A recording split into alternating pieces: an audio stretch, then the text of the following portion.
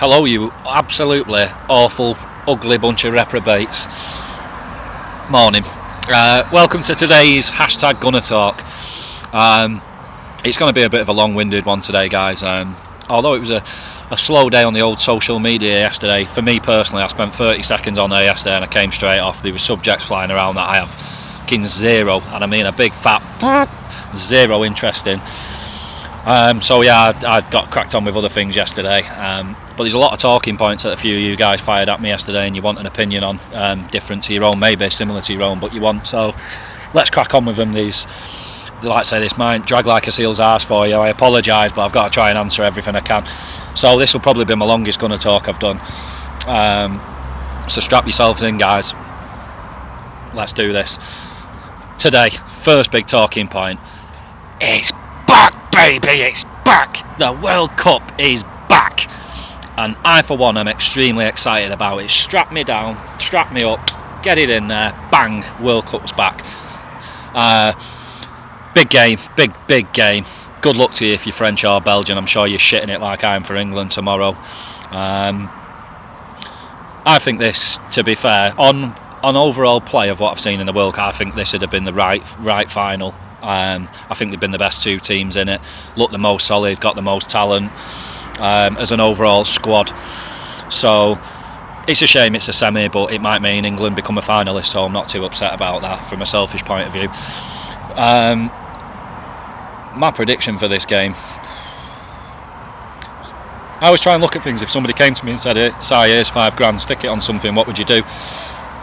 To be honest with you, today I just see there being goals. I think my shout would be over 2.5 and both teams to score it. Probably, I've not looked at what price it is. Probably not a great price, but I think that's the most solid shout.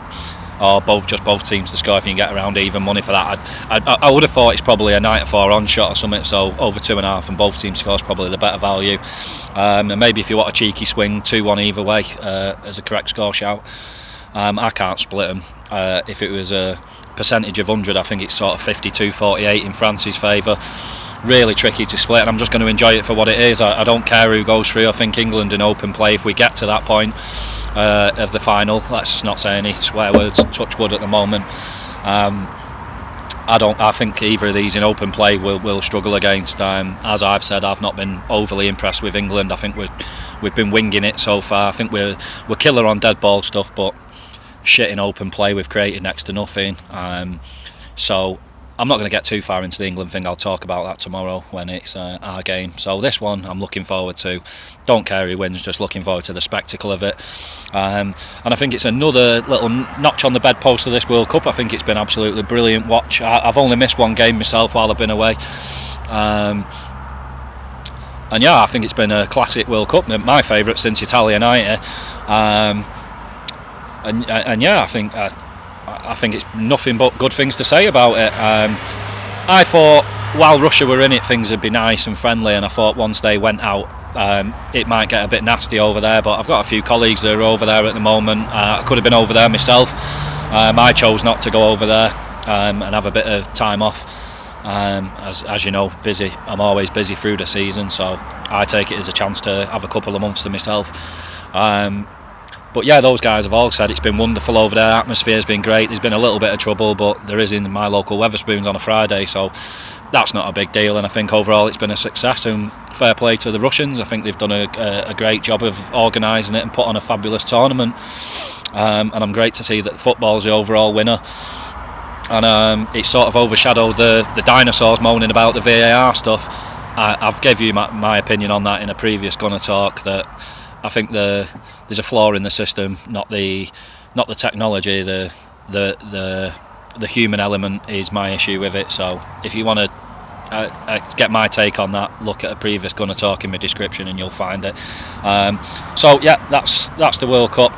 Another one that was World Cup related was the Ozil thing. This is going to be a really sad way for his career, for his international career to end.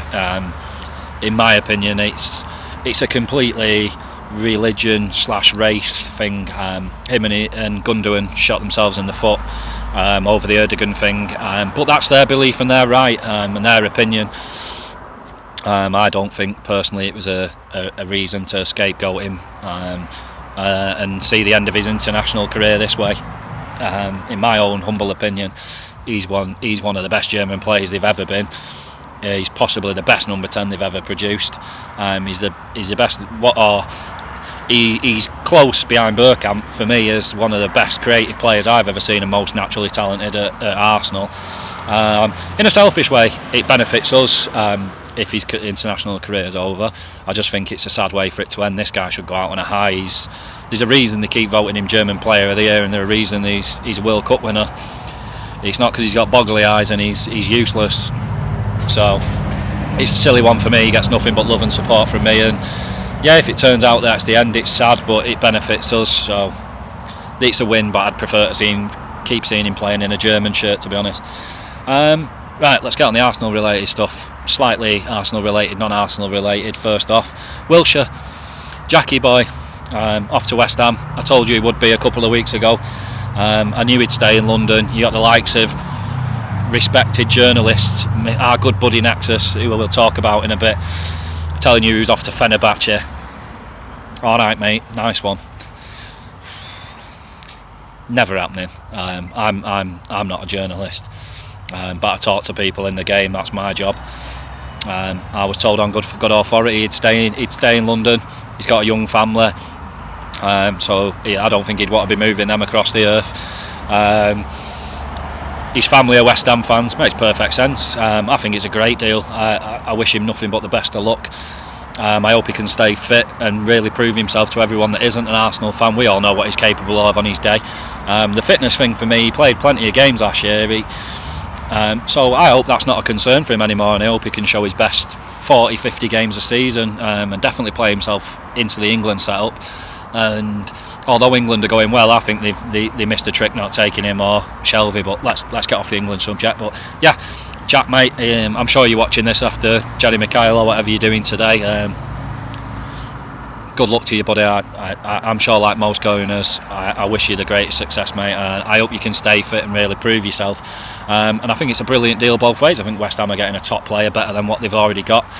And yeah, I think he's someone who, if he'd have still had a contract with us with time left on it, and he'd have recreated last season again this season, I think you'd be looking at laying out 30 or 40 million for him. So I think it's a win-win for both, and a guy who has a bit of an affinity with the club already. So yeah, I think you're going to get nothing but big performances from him. So good luck to you, mate.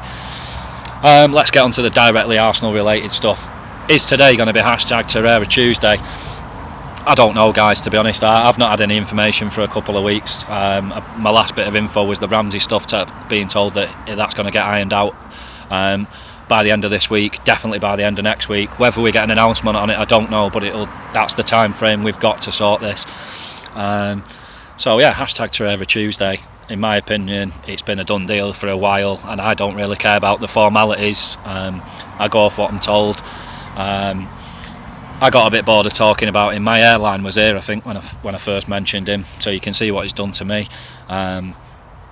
But yeah, hopefully it is #Torreira Tuesday. I don't mind if it's #Torreira Thursday or #Torreira the 30th of July, to be honest. In my opinion, it's done, and just like a lot of you guys, just the sooner the better, really, that we get him in and around the squad. But as soon as all the formalities are done, I think he's going to get time off anyway, so it'll be a little while before you see him doing anything at the club. So try and chill out a little bit.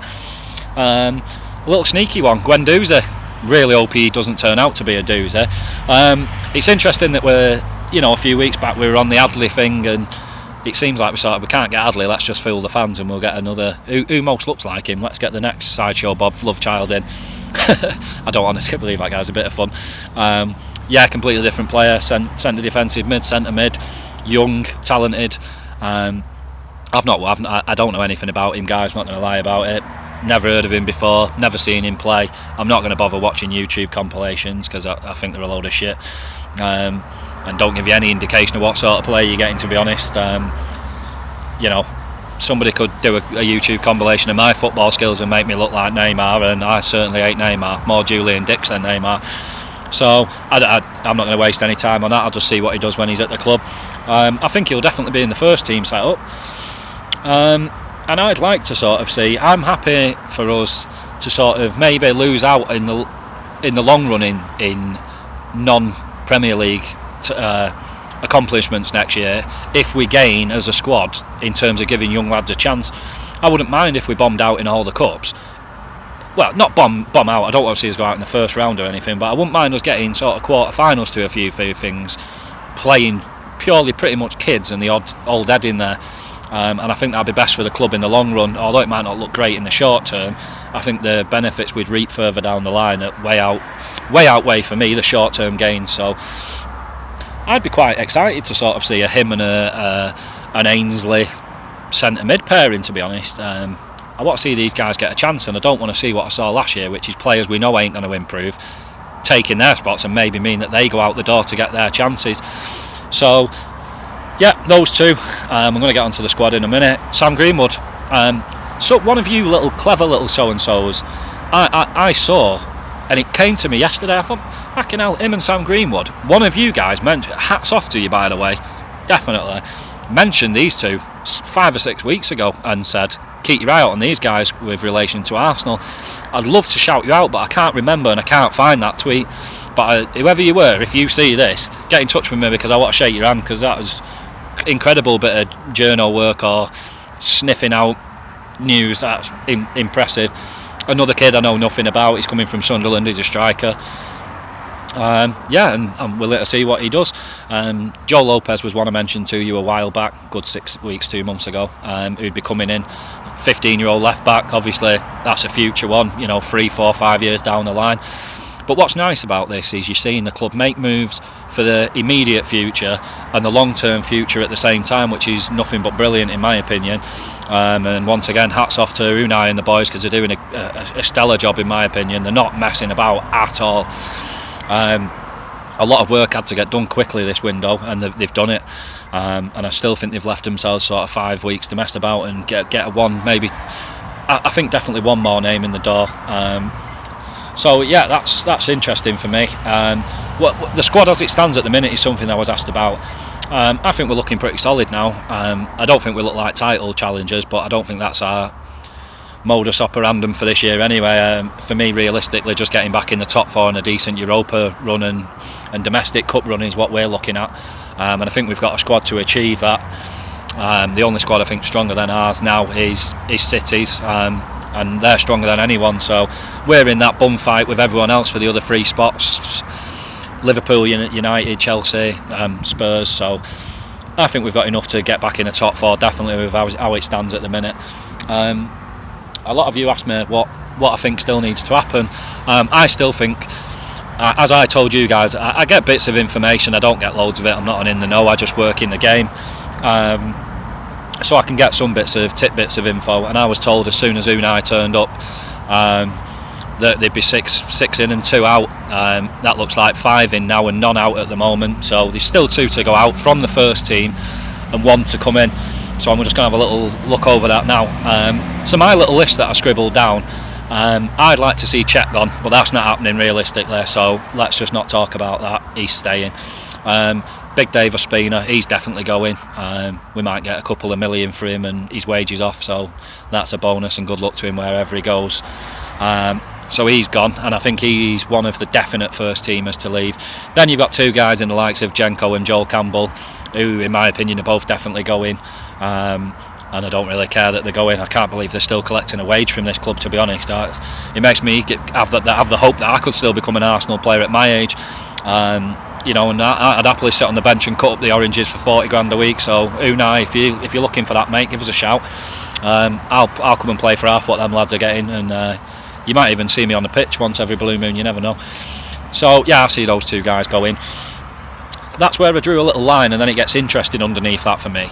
The next few players I'm going to name that I've just seen little bits of rumours, don't know how much truth there is in it, but I'm going to discuss them. El Nene, he's just had a new contract, but there's talk about him being maybe used as a mate weight. Getting him out, I don't really care. He's alright. I saw glimpses of something completely different from what I'd seen in the past of him last year, but it was glimpses. We've seen that in so many Arsenal players. It's not enough. I need to see it consistently, 20-30 games a year. So if he leaves, he leaves. If he stays, he stays. He's a good squad player. He's not a good first team choice. So yeah, and what would we actually get for him money wise? 10 million, 15 million, is that enough to replace him for a better player? Maybe not, I don't know. Maybe we've just done it in Guendouzi for half the money, so I don't know. That's up in the air. This one's going to get me a bit of abuse. Monreal, good old Nacho. I know a lot of you love him. I don't have any affinity towards him. I wasn't impressed when we signed him. I've still not been impressed by him in the time he's been here. He scores a few goals and you all love him for that, but it sort of glosses over the fact that he's crap at defending, in my opinion. And he's part of that really bad back line that was all over the fucking show last year. Not that it was just singularly his fault, but he was a big ingredient in it, and he's another one that goes marching forward and forgets about what he's actually in the team to do. And I try to look at what he's in the team to do rather than the little bonus you get. So for me, the goals mean nothing because he helps mean that plenty go in at the other end, which is what he's in the team to stop. So if he left, I wouldn't be upset. I want to see Saïd as our first choice next year. So Nacho, do we get rid of him now, business sense wise, before he becomes worth nothing? He's another one. If he stays, he stays. If he goes, he goes. I think it'd be fairly clever business to get rid of him now, while we might get 10 or 15 million for him and get someone else into that we can mould into what we want and be a decent backup to Saïd. So that's another one. Good old mate Mustafi. He's another one. What people have forgot, I think, because of how bad he was last year, is when he turned up, he was brilliant, and I think we went 20 games unbeaten with him in the side. He's not lost that. It's got lost a little bit, but it's not disappeared. It's still in there. You don't become shit overnight. And I think I'm willing to give him another crack. Everyone for me has got a clean slate under Unai and the boys. And yeah, if he went, he went, and if he stays, he stays. I'm happy either way, to be honest. If he did go, I'd want to see an experienced centre-back coming in his place, not a Soyuncu or a young lad. We've got enough young lads. If someone like that comes in, I want to see one of the young lads go, and I don't want to see any of them go. So for me, it sort of shuts the door now on Soyuncu for me. And I think it'd leave us very inexperienced at the back if we were to get rid of Skodran and get in a young guy. Because our only senior elder statesman would be Socrates, and that leaves us very, very light experience-wise and not what we need at the minute. So I'd like to see a light for light come in, a bit of an older head. And yeah, the next two on the list, Welbs and Iwobi. Poor old Danny. I just can't help but not. He seems like a likeable lad, but that's not enough for me to get to be part of our wonderful club. I'd love to see the back of him. And Iwobi, I don't dislike as much. I've given him some unfair stick because he's been playing in the wrong position. And I don't want to see that happen again next year. I don't want to be hammering this kid week in, week out because he's being played as a winger when that's not what he is. It's like somebody hammering me for being a shit plasterer. Well, I'm not a plasterer, so it's an odd one for me. And I look at this list that I've scribbled down and I sort of look at maybe there's 60, 70, 80 million there in shit. Not shit, that's harsh, but players that they're expendable for me, that we could get rid of and we wouldn't be much worse off. And we could be better off by replacing. So if you look at all that list, would we miss Ospina? No. Would we miss Jenko and Campbell? No, they don't fucking play. Would we miss El Neni? No. Would we miss Nacho? Not in my opinion. Mustafi, if we swap for light, we wouldn't miss him. Welbs and Iwobi, we wouldn't miss them. And I think if you got rid of that lot and brought in an experienced centre-back and a good young winger, I think we'd be a much stronger unit and a side. And I've said a few times, our weak point for me is out wide, up front, up the top. I'd like to see a free up top, as I've said so many times. Laka down the middle, Ober and Mickey out wide. And then you look at that backup in previous seasons, it's been Welbs and Iwobi. Now, if you swap them, you get rid of them two, bring in 40 mil and 100 grand a week. What does that get you? I think that'd get us a pretty decent winger, and then you'd have that winger and Perez as backups, and then Nelson on the periphery, like backing all of it up. So I think we'd suddenly become very, very strong in that position. So it's a no-brainer for me, and I'd like to see it happen. Whether it does, I'm not sure. But my info was six in, 2 out. So for me, that means 1 more in and 2 going out. So I'm sticking with that. And that brings me round to the next bloke who we're going to talk about, the Ornicle, Mr. Ornstein. I was asked about him, what's my opinion on him? I haven't got an opinion on him, to be honest. He means nothing to me. I follow him, but I just follow him purely for the memes, because it's for me, it's one of the best things the internet's ever given me, and I love it. But what he says holds no credence for me. Or he's a mouthpiece for the club. We all know that. Anyone who's got half a brain, anyway. He just tweets what he's told by the club. So for me, when he tweets something, it makes absolutely no difference to the situation. There's much more credible journos out there that are actually grafting to bring you news from all the world. Like, look at a guy like Arsenic.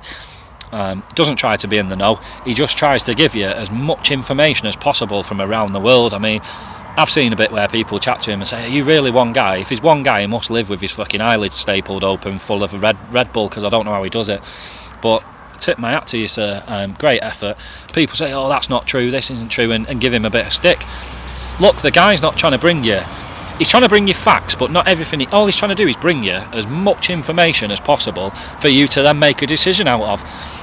He doesn't state that everything he tells you is fact. He recirculates information that's out there to the public and common knowledge. It's just not easy to find if you've not got the time on your hands. He has the time on his hands. He saves you the legwork. Let's give him a fucking pat on the back for that. Let's not give him shit. So he's one of the only ones like that I follow, really, and I prefer to make my own mind up and read factual stuff than listen to Ornstein, to be honest. And I don't understand. If you love Ornstein, that's up to you. Like I say, it holds no sway what he says to me. It makes no difference to me. I don't care if you guys have to wait for him to say something to get excited. As long as you're getting excited in the club, I don't care how you come to that, as long as that's how you get excited. The only thing I have issue with it is you all get excited once you tweet something, but what does it actually change for you from the original? So someone like Arsenic goes out and he finds these bits of info that he has about somebody chatting about Torreira or whatever. Then Ornstein comes out and says Torreira's not a done deal. Well, he won't say that because it's not a done deal. The club have told him to say that, and it's the same with his comment the other day about, well, that's it for Arsenal's business. Arsenal aren't going to tell him, go out and tell everybody we're going to sign 10 more players, because you're all going to lose your shit the day after it doesn't happen and want to torch the Emirates like you did last year. So he's told what to say, and like I say, like yesterday, he comes out and he says, right guys, Torreira's a done deal, this is happening, blah blah blah. I didn't see the tweet, but he says all that stuff. What's it actually changed for you? It's not changed anything. Arsenal haven't announced it, so you're still in the same fucking boat for me. So I don't mind if you get excited about him. I like seeing all you guys excited. It just holds no sway with me what he says. So that's my opinion on it. And I don't believe that we're not looking to bring one more player in. I think it'll be a centre back or a winger. I think it'll be a centre back if Skodran goes, and I think it'll be a winger if we just keep it as it is now and just look to bring in one more. So yeah, that's my opinion on him. My next subject that I was asked about yesterday, that somebody caught me talking about, the Clock10 podcast, bad mouthing a couple of people who are well known on the internet, especially on Twitter. Were the comments harmless or not? In my opinion, they were pretty harmless. It's just somebody's opinion. As I say to you guys all the time, opinions are like arseholes, we've all got one. Most of what comes out of it is usually shit, so it didn't bother me. I had a chat with these guys yesterday. I don't know who from Clock10 was replying to me on Twitter, but I had my opinion on it. I thought what they said about Chris was a bit harsh. I didn't feel there was any need to go after him, really. He's a nice kid. I've had a few chats with him. He's another one who's not trying to be in the know. He's not trying to be anything he's not. He just tries to share information Arsenal related to people who don't have any other way of getting hold of any of it. So I've got nothing but love for the kid, really like him. And Chris, if you're watching this, mate, you need the line of work I'm in and that you're trying to get into, mate, you definitely need a thick skin to crack on in it. So I think just because he's a young lad and I think he's took it a bit personally, but I'm a mank. The word cunt, it's not pleasant, but in Manchester it's used as more of a term of endearment. You'd call your nana cunt, having a laugh and a joke. It's something I've been called loads of times. It water off a duck's back to me. I'm sure I'll get called it again, and justifiably so. I'm a bit of a cunt. So yeah, I think he took it a bit. The guys didn't say your mum's a tramp, or they didn't go after him. They said he dresses like a bit of a knob and he's a bit of a cunt or whatever it was. So it was a bit harsh, but it's not the worst thing I've ever heard, and I think it needs to be taken with a pinch of salt. Like I say, it was just somebody's opinion. You can't be liked by everybody, and if you think you can, you're on fucking unicorn planet for me. So yeah, I thought the comments towards him were a little bit mean-hearted, but so be it. It's just somebody's opinion. The comments on Dean, Dial Square, Nexus, the artist formerly known as Nexus, the symbol. I don't know what this guy's fucking called, don't know what account he's using at the moment, but I thought the comments about him were perfectly justifiable and exactly what he deserves. He self-perpetuated for me with him. He deserves everything he gets because of how he behaves, and that's where I drew the line. I didn't feel like Chris deserved it. I do feel like Nexus deserves it because he's just a bit of a dick. Somebody said, why do I have so much hate towards him? And I thought, hate's a strong word. There's not many people I hate. Piers Morgan I hate, other people I hate, Katie Hopkins I hate, but it's a strong word. I don't hate anybody. I just disagree with the guy. Somebody said why? Well, I'll tell you why. A little while back, didn't know of him, saw him, somebody retweet something he'd said about Socrates, so I pulled him on it and said, there's been rumours about us with Socrates for a couple of windows now, 2 or 3 windows. Instant reply, no the fucking hasn't, you don't know what you're talking about. I said, mate, I do know what I'm talking about. There has been rumours about Socrates. While I went away doing something, making a brew, a sandwich, fuck knows, I came back, somebody had tweeted him, showing him pictures of paps or whatever from papers, social media, of Socrates rumours from the past. He then replied to me, look mate, I've been a journalist for 4 years in football. Trust me, I know more than you. Once again, Dean, you're letting yourself down, mate, because what do you actually know about me? Nothing. What's factual about me? I've worked in top level sports for nearly fucking 20 years, mate. So you really barked up the wrong tree with that one, mate, and you qualified me as somebody who knows nothing when I'm actually somebody who knows a lot. And trust me, mate, I've been to more live sport and top sport and football than you've had hot dinners, mate, and warm pairs of socks. So I had to laugh, and I went to reply to him and he'd fucking blocked me, which to me just screams man-child. It's just like, I'd understand if I was saying, you're a wanker, you're this, you're that, and I was abusing him. I wasn't. I just had a differing opinion, and for me that's not enough reason to block somebody. I actually like hearing different opinions to my own. I think it makes you a more well-rounded human and a more knowledgeable human. I don't care what subject it's in. I had an argument with somebody a few weeks ago on Twitter. He tried telling me something which I personally know about through my work. And I told him the truth of how the situation is, and he wouldn't have it. Narrow-minded. I'm always happy to listen to somebody who knows more about something than I do. And there's not many things I know more than people in, but some inside info on football is one thing I definitely get through my line of work. So I think sometimes, guys, rather than give it the big un like Dino does, and be a closed book, and if somebody says something that you don't agree with or you think you know different to, listen to it. Don't take it like an absolute knob. So Dean, if you're watching this, mate, I think you're a complete dick, and anyone that supports him, I think you're a bit of an embarrassment. As soon as I see anybody tweet anything that supports him, I just can't take you seriously as a human anymore, and as a grown adult, I'll be totally honest. I just lose all respect for you instantly. So that's my view on it. And these guys, I've had a few convos with Chris. Never talked to Dean because I've never had the chance to, if that's his name, whatever.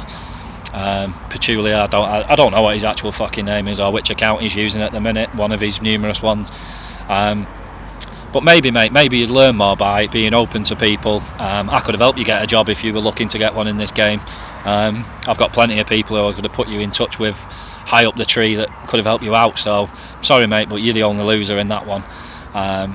And just a word of advice for you: if you are trying to get somewhere in sports media, mate, you need to change your attitude, because I've worked in it for nearly 2 decades, mate, and I've never seen anyone with the same attitude as you last more than 5 minutes. You've got to be liked by people, and you've got to be open to different opinions. The best thing about my job, I don't take it for granted. There's plenty of guys out there that are probably watching this that would love to have a job in football and top level sports, and I use it as a way to find the truth about stuff different to my opinions. I spend a lot of my working days with ex-pros, current pros, people in around football clubs, big sporting clubs, whatever, and all I do is try and get 5 minutes with them guys to ask them a few questions and try and find the truth out about stuff. And my eyes have been open to so many subjects that I thought I knew what I knew was right, and it turns out I've been talking shit for years. So yeah, I think you've got to be open to it, and if you're not, Dean, you're never going to get anywhere in this line of work, mate. So good luck to you, buddy, but I think you're better off going back to being a fucking an extra or a nurse or whatever on earth it is. You're probably a bin man, mate. God knows. I just think you're one of the least credible humans I've ever come across on the internet, and a bit of a walking meme, in my opinion. And the people who support him, has somebody ever set up a hashtag dedicated to you? No. Why have they set up one dedicated to him? The old Daily Nexus. There's one good reason: because he's a dick. He closes himself off to people, and that invites hate. And I think he'd get a lot less hate if he opened himself up to other people's opinions, and rather than just shut people down and go, well, what I know is what I know, and what I know is fact. You might actually learn something, mate. So that's it for me. Chris, love your work. Dino, do one, pal. Another thing, sort of Nexus related. He piped up a while ago about Jack saying he was off to Fenerbahce. Yeah, all right, mate. That made absolutely zero sense and completely contradicted the information I've had. I'd have loved to have had a chat with him because I'd have laughed in his face over it. But anyway, and another one that popped up yesterday, Ronnie to Juve. I said this was happening a couple of weeks ago. People seeming to think it means something for us. A few people saying the plug is at it again. His exams must be over. I don't have any hate towards the kid. I just think he needs to go back to his normal life. He's not in the know. He doesn't know anybody. He's just someone having a crack at trying to be internet famous, which is a bit sad in my opinion. And he'd be much better off going Malaga with his mates and fingering girls and drinking Jaeger bombs and just enjoying his life rather than open himself up to shit on the internet when he guesses and he gets it wrong. So it's a sad one. But he was another one yesterday. Oh, there's another big name coming into Arsenal. Who, mate? That's such an any fucker can say that. I think there's a big name player coming into the club. I think there is another player coming into the club, but I don't think it'll be a big name. I think it'll be someone like a Torreira that we can turn into a big name. So, yeah, people sit, like I say, Plug and a few others yesterday. Dybala, fucking dream on. Dybala will not be coming to Arsenal, and especially not in a swap deal for Mustafi. I'm certainly not having that. I might make to be look a dick in another month's time, but not for me. Never happening in a million years, that one. I do think there could be some truth to Mustafi going there and a swap deal being made open to us and available. I have no idea who we could swap him for that would be realistic, but I wouldn't be. I'd be open to it definitely. Look how well we did out of the Sanchez Mkhitaryan swap. I think we got the better end of that in the better end of that deal at the end of it. So I think we could maybe do something decent here. It wouldn't take a lot to replace Mustafi and getting a better player, so let's see how that one pans out. Last thing, I know it's been a long GunnerTalk, guys. Last subject, England fans. I get so bored when people use stuff like England at the minute to make it into a racial, religion divide or whatever. And I hate when I see a guy saying the other day, fucking Englishman this, Englishman that, blah blah blah. Look, don't stereotype all of us. This was from an Asian gentleman.